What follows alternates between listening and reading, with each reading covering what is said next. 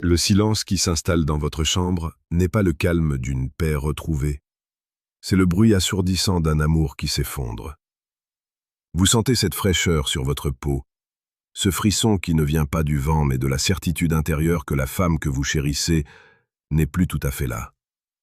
Elle est en face de vous, son parfum est le même, son visage est familier mais son esprit habite déjà un autre lieu, une autre étreinte. La trahison n'est pas toujours un cri, c'est souvent un murmure. Une série de petites phrases anodines qui, mises bout à bout, forment le linceul de votre relation. Comme le disait Marc Aurèle, la perte n'est rien d'autre qu'un changement. Et le changement est le délice de la nature.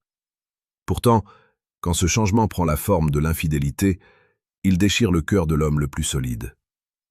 Aujourd'hui, nous allons plonger dans l'abîme de la vérité pour que vous ne soyez plus jamais la victime de votre propre aveuglement. Bienvenue sur Psychologie et Amour, l'espace où nous forgeons des esprits inébranlables face aux tempêtes du sentiment. Ici, chaque jour, nous explorons la séduction la plus précieuse et la plus pertinente pour faire de vous un homme de valeur, un homme stoïque.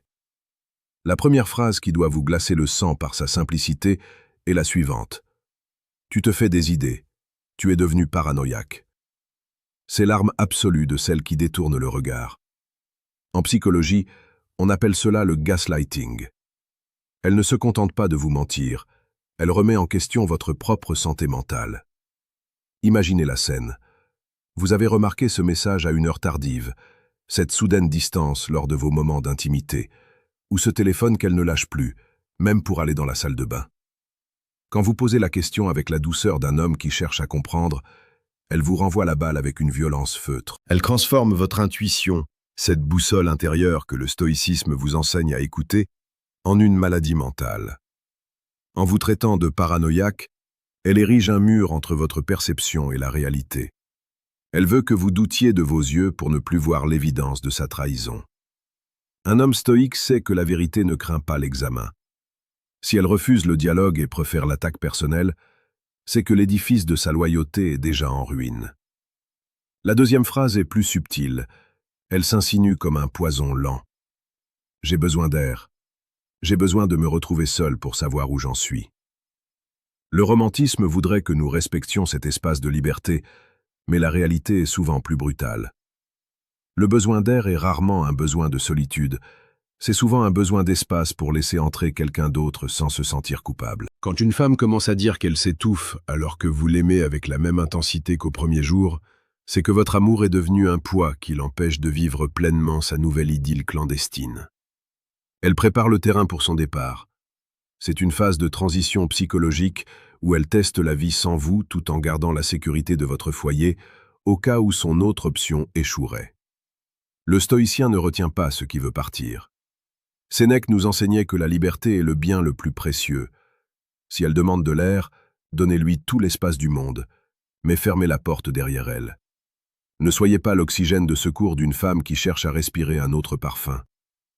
Avant d'aller plus loin dans cette exploration nécessaire des profondeurs du cœur humain, rappelez-vous que votre force réside dans votre capacité à regarder la réalité en face, sans phare et sans illusion. Si ce contenu résonne en vous, si vous sentez que votre esprit s'éveille à une compréhension plus profonde des relations, n'oubliez pas de rejoindre notre communauté en vous abonnant à Psychologie et Amour.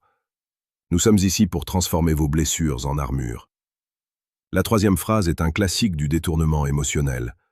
De toute façon, tu ne m'as jamais vraiment comprise. C'est une réécriture de l'histoire. Pour justifier son infidélité, elle doit faire de vous le coupable. Elle doit se convaincre, et vous convaincre, que votre relation a toujours été un échec, que vous n'avez jamais été à la hauteur de son âme complexe. Soudain, les années de bonheur, les sacrifices que vous avez faits, les nuits passées à la soutenir ne comptent plus. Elle crée une fiction où elle est la victime d'un homme émotionnellement sourd, ce qui rend son passage à l'acte presque légitime à ses yeux. C'est une défense psychologique puissante. En disant cela, elle cherche à provoquer chez vous un sentiment d'insuffisance. Vous allez essayer de prouver que vous la comprenez. Vous allez redoubler d'efforts. Vous allez ramper pour regagner son estime, pendant qu'elle utilise ce temps pour se rapprocher de celui qui, prétendument, la comprend mieux que vous. Ne tombez pas dans ce piège. La compréhension est un chemin à deux sens. La quatrième phrase arrive souvent après une dispute que vous n'avez pas vue venir. Je ne sais plus si je t'aime, je suis perdu. C'est peut-être la phrase la plus honnête et la plus cruelle. En réalité, elle sait très bien où elle en est, mais elle n'a pas encore le courage de l'assumer totalement. Le doute est le refuge de la lâcheté. Quand une femme dit qu'elle est perdue, c'est qu'elle compare deux mondes.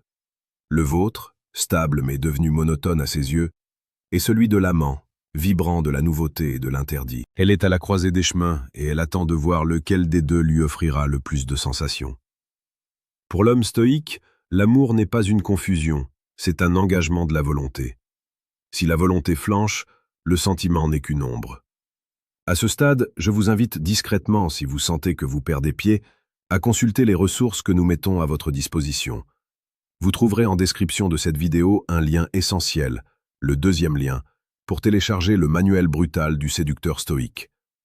Ce livre n'est pas pour tout le monde. Il est pour ceux qui veulent reprendre le contrôle total de leur vie amoureuse et de leur dignité.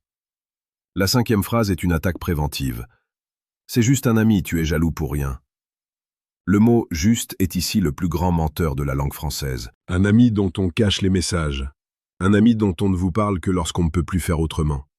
Un ami qui occupe soudainement tout l'espace de ses conversations ou de ses pensées. La psychologie de la trahison utilise souvent un tiers comme bouclier. Elle vous teste. Si vous acceptez cet ami sans poser de questions, elle gagne du terrain.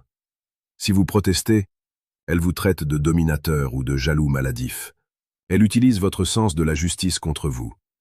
Le stoïcisme nous apprend à juger les gens sur leurs actes, non sur leurs paroles. Si l'amitié de cet homme produit de la distance entre vous deux, alors ce n'est pas une amitié, c'est une invasion. Ne vous laissez pas manipuler par des étiquettes sociales. Observez la dynamique des corps, la fréquence des échanges et l'énergie qu'elle investit ailleurs. La sixième phrase marque souvent le début de la fin. On verra bien ce que l'avenir nous réserve. C'est la phrase du détachement total. Elle ne parle plus au « nous », elle parle au « on » impersonnel. Elle s'est déjà désengagée du projet de vie commun. Elle laisse le destin, ou plutôt ses propres impulsions cachées, décider de la suite. C'est une façon de se déresponsabiliser de la rupture à venir. Si cela s'arrête, ce sera la faute de la vie, du destin, de l'usure du temps, mais jamais de son choix délibéré de trahir votre confiance. Un homme stoïque sait que l'avenir se construit par des décisions présentes. Attendre que le futur décide pour soi est une marque de faiblesse. Si elle ne peut plus dire « je veux être avec toi demain », c'est qu'elle est déjà partie hier.